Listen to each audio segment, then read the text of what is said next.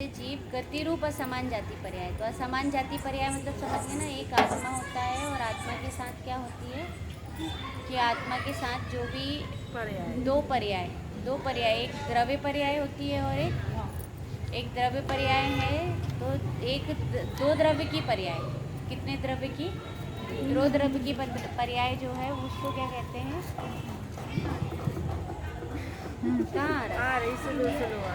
असमान जाति पर्याय। अब आई असमान जाति पर्याय। कौन सी पर्याय है? असमान जाति पर्याय। तो अब यहाँ पर कहा कि एक जीव द्रव्य की पर्याय और एक पुद्गल द्रव्य की पर्याय।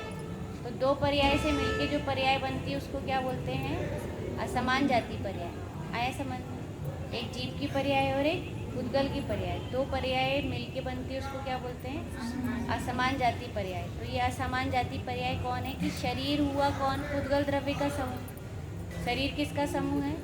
पुद्गल द्रव्य का। और इसमें जो जीव है वो कौन सा द्रव्य है कि वो जीव द्रव्य है। तो जीव द्रव्य और पुद्गल द्रव्य, जीव द्रव्य और पुद्गल द्रव्य, इन दोनों के पर्यायों से जो बनती है उस पर्याय को क्या बोलते हैं? असमान जाति द्रव्य पर्याय। ठीक है, उसका नाम क्या है? असमान जाति पर्याय। तो इसलिए कहा कि पुद्गल के परिणमन रूप है ना, पुद्गल के क्या करते हैं, क्या कहा कि पुद्गल के परिणमन रूप जिन प्राणों से जीव की असमान जाति पर्याय में जीता है उसे द्रव्य प्राण कहते हैं। उसका नाम क्या है? द्रव्य प्राण। ये चार प्रकार के होते हैं: इंद्रिय प्राण, बल प्राण, आयु और श्वासोच्छ्वास। इनके ही विशेष 10 प्राण हैं। पर्याप्तक एक इंद्रिय जीव के 4, दो इंद्रिय के 6 तथा आगे इंद्रियों की वृद्धि के साथ एक एक प्राण बढ़ता जाता है। संगी जीव के 10 प्राण होते हैं। अपर्याप्तक जीव को श्वासोच्छ्वास प्राण नहीं होता। जो अपर्याप्तक जीव होता है उसको क्या नहीं होता? श्वासोच्छ्वास प्राण नहीं होता। ठीक, देखिए अब इसके आगे ये अपन पहले पढ़ चुके थे, विशेष फिर से पढ़ाऊँ क्या? आप लोगों को समझ में आया कि नहीं आया? आगे ना पहले का क्या नाम है? सोच ही रही थी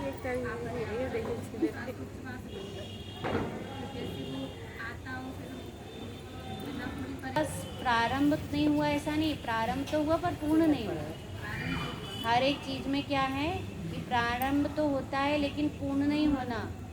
तो पूर्णता नहीं होने के कारण उसको कहा है।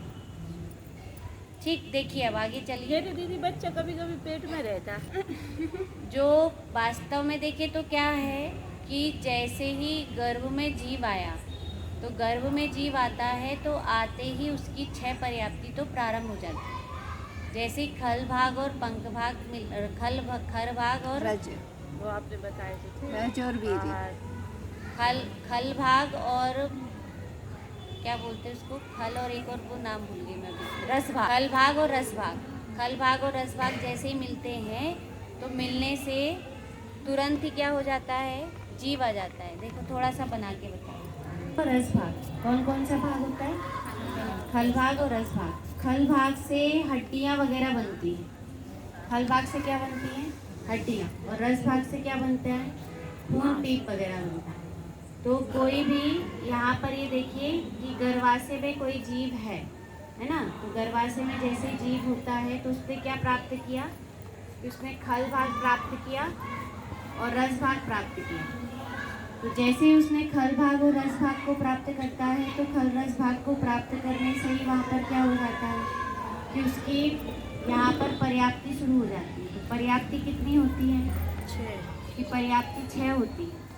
तो 6 पर्याप्ति में कौन सी पर्याप्ति सबसे पहले? कि वो आहार पर्याप्ति ग्रहण करता है। कौन सी? आहार। आहार के बाद दूसरे नंबर में क्या है? शरीर। तो आहार तो उसने किससे मिलकर बन गया? खल रस जैसे ही हुआ तो शरीर भी।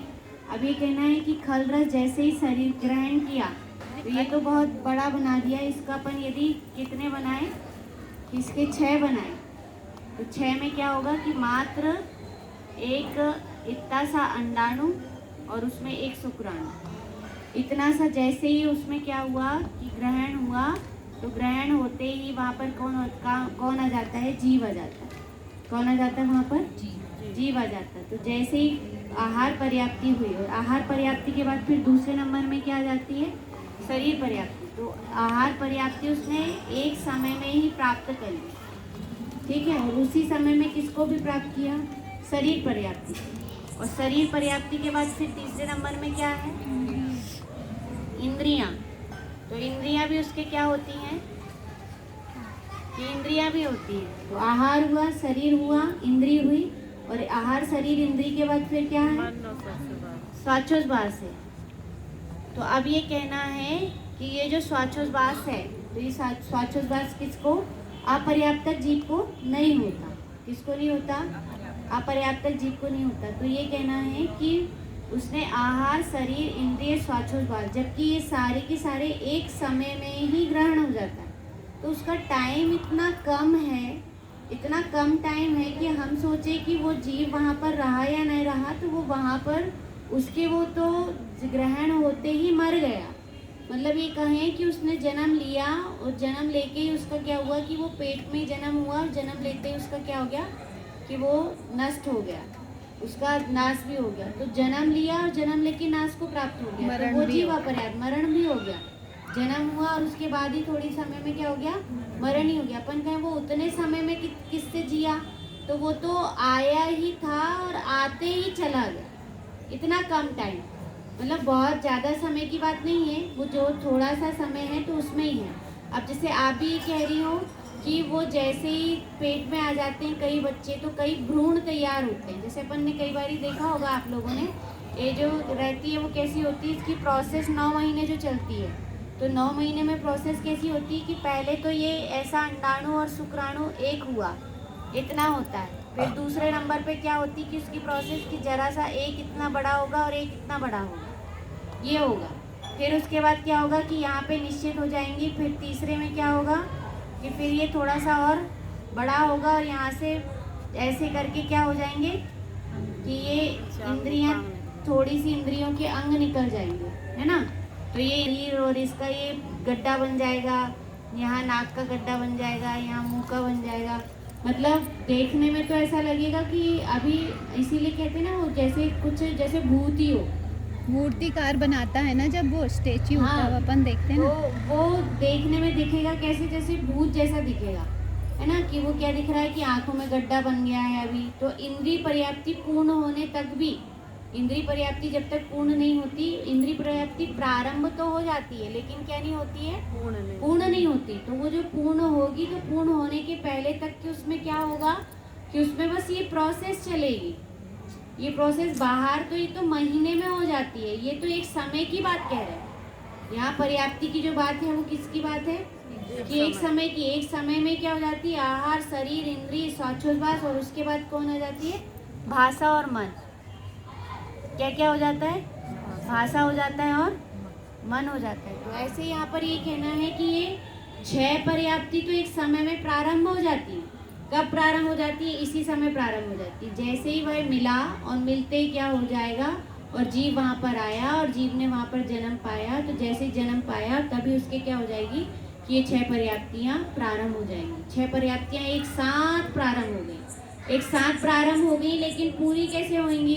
कि पूरे क्रम से होगी। कि ये आहार पर्याप्ति हो गई, फिर ये शरीर थोड़े दिन में पूरा हो गया, बन गया। फिर शरीर पर्याप्ति के बाद इंद्रियां जो थी वो पूर्ण होने लगी, तो उसके आँख नाक कान वगैरह पूरे होने लगे। और श्वासोच्छ्वास जो है उसका वो क्या हुआ कि श्वासोच्छ्वास के लिए फेफड़े तैयार होने लगे। तो ये तीसरी प्रोसेस। फिर चौथी प्रोसेस में क्या होगा कि चौथी प्रोसेस में उसके ये फेफड़े तैयार हो जाएंगे, अंदर हड्डियाँ वगैरह तैयार होने लगेंगी, नासिका से नली बनने लगेगी। तो ये सारी जो चीज़ें बनने लगेंगी वो श्वासोच्छ्वास में मात्र सांस अकेली थोड़ी है। श्वासोच्छ्वास के लिए तो पूरे फेफड़े और पूरी जितने भी यहाँ पर अंदर वो है उसकी क्या होगी कि सारे उसमें जाने के लिए, मतलब जितना भी उसका जाने का होगा, तो जाने के लिए पूरी श्वास तो पूरे एक एक रोम में जाती है, एक एक नली में जाती है। तो वो श्वास कहाँ जाएगी कि सब तरफ जाएगी। तो वो श्वासोच्छ्वास तैयार होने लगेगा, और श्वासोच्छ्वास के बाद फिर वहाँ पर कौन तैयार होने लगेगा कि भाषा तैयार होने लगेगी। तो ये फिर उसके बाद यहाँ पर कैसा हो जाएगा कि इसके पैर हाथ ये सब कुछ तैयार होने लग जाएंगे, उंगलियां तैयार हो जाएंगी, और वो कैसा ऐसा करके ऐसा बैठा रहेगा। कहाँ? गर्भाशय में। गर्भाशय में देखा है ना, वो उसमें छेड़ाला में बहुत अच्छा चित्र बना है। तो उसमें कैसा है, जननी उदर वस्योनमास अंग सकुचते पाई त्रास, की अंग कैसा है वहाँ का कि संकुचित है। और फिर वहाँ पर जब भाषा तैयार होगी तो भाषा तैयार होने के लिए यहाँ पे स्वर यंत्र तैयार होंगे।